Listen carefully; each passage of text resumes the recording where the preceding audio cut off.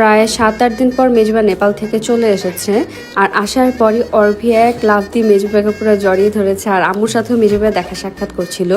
আসার পরই সে ভাত নিয়ে বসে গেছে, কারণ ওইখানে নাকি খাবার দাবারের খুবই সংকট, মানে মনের মতো খাবার নেই, মজা না। যেহেতু আম্মু জানে যে মেজবা আসবে, তাই আম্মু মেজবার জন্য আগে গরুর মাংস রান্না করেছিল। আর মেজবা এসেই গরুর মাংস দিয়ে আগে ভাত খেয়ে নিয়েছে। আর আমিও এদিকে একটু সন্ধ্যার জন্য নাস্তা বানাচ্ছিলাম। গাজর, কাঁচামরিচ, ধনিয়া পাতা, তারপর হচ্ছে পেঁয়াজ, ম্যাগি মশলা, টেস্টিং সল্ট সব কিছু নিয়ে একদম ভালোভাবে মেখে নিচ্ছি। আর মাখার পরে এর মধ্যে একটা ডিম দিয়ে দিলাম। এটা কিছুটা মোগলাইয়ের মতোই হবে।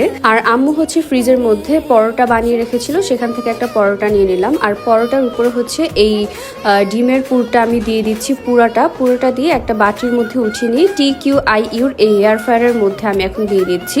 এটার ভিতরে একদম তেল ছাড়াই তোমরা যে কোনো কিছু ভেজে নিতে পারবে। এই TQIU এয়ার ফ্রায়ারটা দিয়ে আমি প্রতিদিনই কিছু না কিছু বানিয়ে খাই, কারণ তেলও সঞ্চয় হয়, আবার টাইমও বেশি ওয়েস্ট হয় না, আবার চুলার সামনে দাঁড়িয়েও থাকতে হয় না। সো তোমরা যদি এই TQIU এয়ার ফ্রায়ারটা অর্ডার করতে চাও, তাহলে তাদের ফেসবুক পেজে ইনবক্স করো অথবা স্ক্রিনে দাও হোয়াটসঅ্যাপ নাম্বারে হোয়াটসঅ্যাপ করে অর্ডার করতে পারো। আর এই দেখো আমার এই স্ন্যাক্সটা একদম রেডি হয়ে গিয়েছে। এখন এটাকে আমি 4 ভাগ করে নিব। আর আমাদের বাসায় কিন্তু অনু ভাইয়াও চলে এসেছে। অনু ভাইয়ের একটা নতুন বিজনেস পেজ খুলেছে, যেটার নাম হচ্ছে স্টাইল হাব। সবাই গিয়ে সেটাতে ফলো করে দাও। আর হ্যাঁ, এয়ার ফ্রায়ারটাও কিন্তু তোমরা তাড়াতাড়ি অর্ডার করে নাও।